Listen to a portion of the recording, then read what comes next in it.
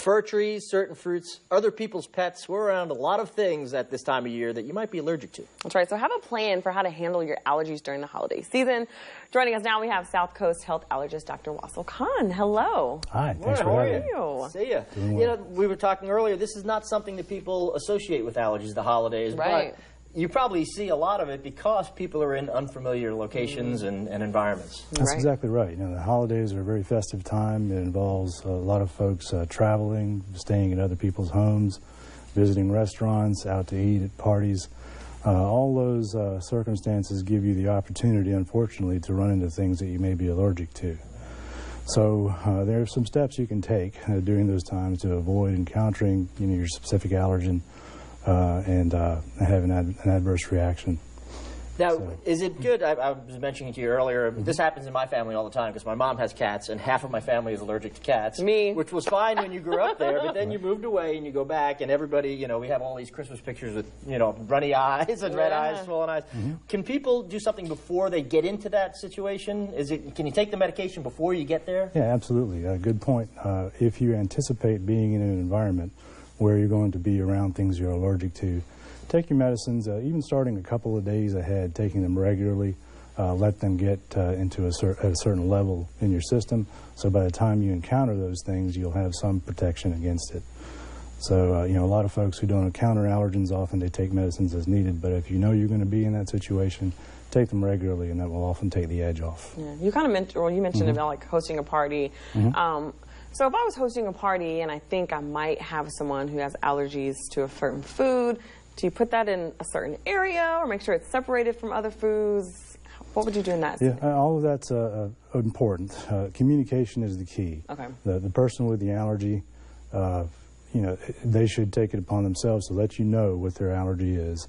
And once you're aware of that, you can take measures to avoid them encountering the food. Keeping a specific food in a different area, preparing it in a different area, because cross-contamination is always a consideration. You use a spoon on one thing and pick up something else. The food allergen can be transferred.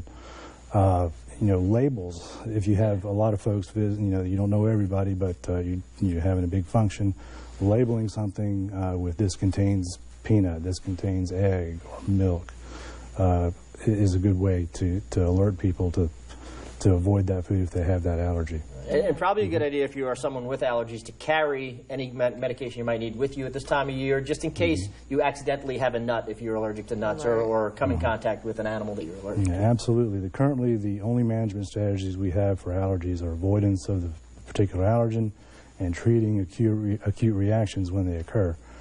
So if you have an injectable epinephrine, which you should if you have a true food allergy, make sure it's current and accessible with you when you go to these sorts of functions and places. Also true if you're an asthmatic, to make sure you have your rescue inhaler and are on your medications when you're in new environments like that. Now, I do have a question for you. I haven't got tested in a very long time, but do they still stick like all those needles in your back? Or how do you get tested for allergies now? The skin test is part of it. It's one way to do it. They're not really needles. We try to use devices designed for allergy testing because you want the reaction to only occur if there's an allergy. You don't want false positives. So you want a device that isn't very traumatic to the skin.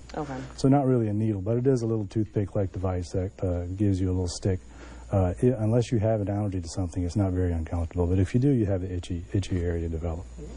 I wanted to add, you mentioned trees at the start. You see people do get reactions when they're handling, especially fir trees or pine trees. Is that an allergic reaction? I know people who get like rashes around their wrists and forearms if they're carrying a tree or something. Yes, it depends on what the allergen. You know, those trees can have mold on them. A lot of times the live trees will have, or even the artificial trees that you bring out of storage, will have some mold on their surface. And if you have a mold allergy, contact could produce itchiness and rash. Wow. Some people react to just the odor of the fresh trees. They smell wonderful, but a lot of times people with sensitive respiratory tracts will have a reaction, not particularly an allergic reaction, but what we call a vasomotor reaction, where they sneeze, they have itchiness and congestion, runny eyes. But you know, washing those things, those trees, rinsing them off of any dust sometimes helps with that. Yes, Dr. Khan is an allergist with South Coast. Can folks get in touch with you if they think they might have an allergy that they want to They sure can. It's called South Coast. You know, we have multiple specialties, primary care offices all over the area, and just call and ask for, you know, the allergy department, and they'll transfer you over. And probably not a bad idea if you are going to be traveling or around some unfamiliar animals and foods to go ahead and get that taken care of. Yep, very good idea. Dr. Khan, thanks so much. Thanks for having me. Appreciate it. A visit from the Humane Society next.